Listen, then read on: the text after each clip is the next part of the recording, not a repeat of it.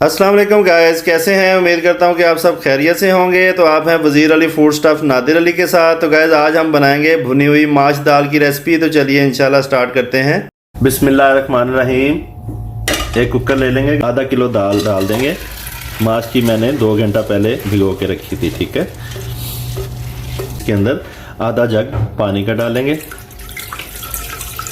ठीक हो गया। ये भी इसके अंदर शामिल कर देंगे और ये जो पानी हमारा बचा है ये भी शामिल कर देंगे।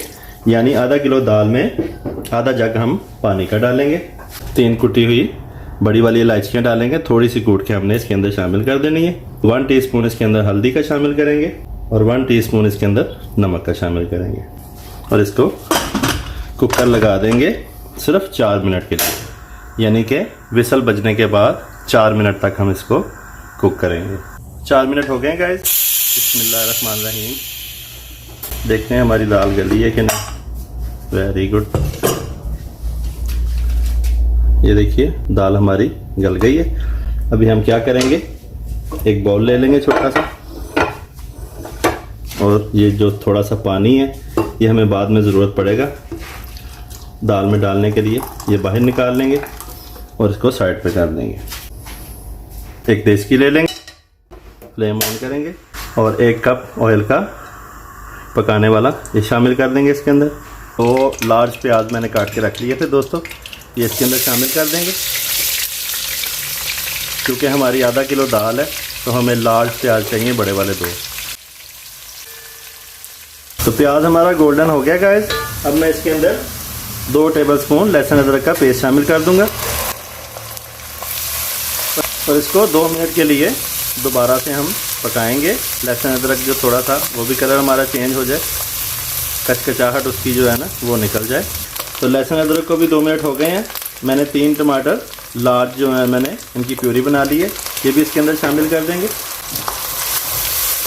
और इसको चम्मच हिला के हम अपने मसाले इसके अंदर ऐड कर देंगे। 1 टीस्पून नमक जाएगा क्योंकि हमने 1 टीस्पून दाल के अंदर भी डाला था। 1 टेबलस्पून इसके अंदर लाल मिर्च जाएगी, 1 टेबलस्पून कुटी लाल मिर्च, 1 टेबलस्पून सूखा धनिया और 1 टीस्पून हल्दी जाएगी क्योंकि हमने वहाँ पर भी पहले दाल में भी हमने 1 टीस्पून हल्दी डाली थी। और इसको मसाले को 3 से 4 मिनट फिर से दोबारा पकाएंगे फुल फ्लेम पे। तरी हमारी बाहर आ गई है। अभी इस तरीके से हम कोई छोटी सी प्याली ले लेंगे, उसके अंदर इस तरह जाली रख के, ठीक है। तो इसकी तरी हम अच्छे तरीके से निकाल लेंगे क्योंकि हमें बाद में इसकी ज़रूरत पड़ेगी।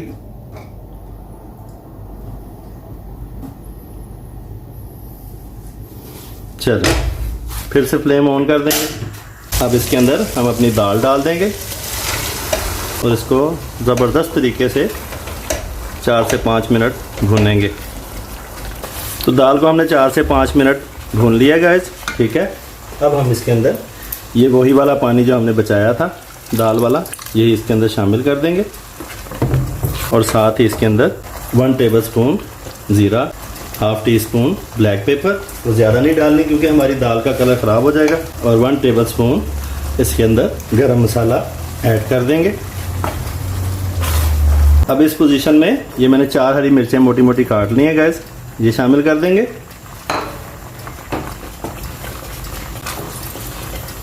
थोड़ा चम्मच हिलाकर और ये धनिया 2 टेबलस्पून मैंने ये काट के रखा था, ये भी इसके अंदर शामिल करेंगे और इसको चम्मच को हिलाकर फ्लेम को थोड़ा सा लो करके 2 मिनट के लिए ढक देंगे। बिस्मिल्लाहिर्रहमानिर्रहीम। 2 मिनट हो गए हैं गाइस। अभी हम इसका फ्लेम बंद कर देंगे और ये 2 तरी हमने निकाली थी पहले, ये हम इसके अंदर ऐड कर देंगे।